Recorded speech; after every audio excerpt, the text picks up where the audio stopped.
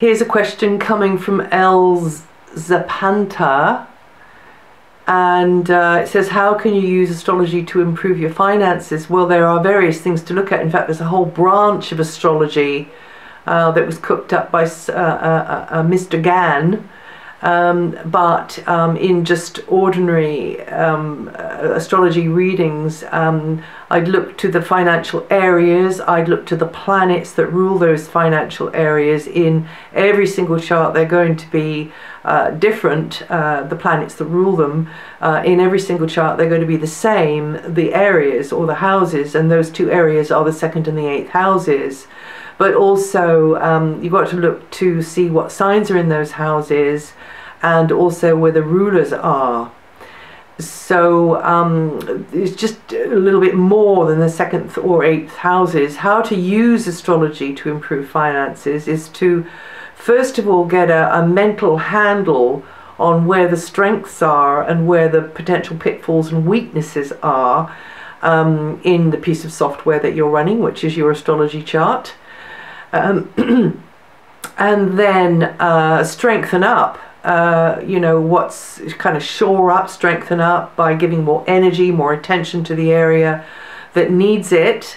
Maybe if you overlook important details with your finances, maybe if you chop and change too much, maybe there's so many other things. It can also be to do with transits or progressions as well, and we all go through rough patches with our finances, and some are chronically rough patches.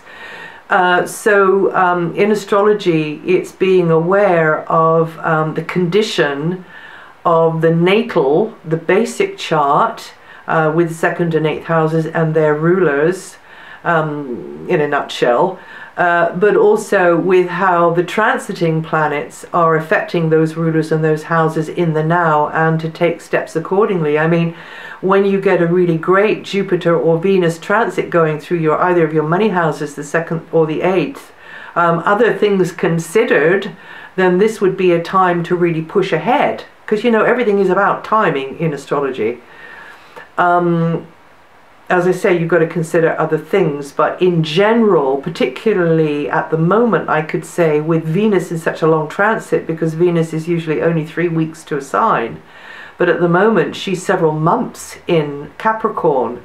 So if Capricorn was in a money orientated place, or even if it wasn't in any of your charts, you could be looking to the area that Venus is in Capricorn in your chart and say, okay, I've got to try and pull some threads in from that area, which might be a money-making idea, or it might just at least help ease things, or connect me in with the right people or ideas or equipment or whatever. There's too many variables here.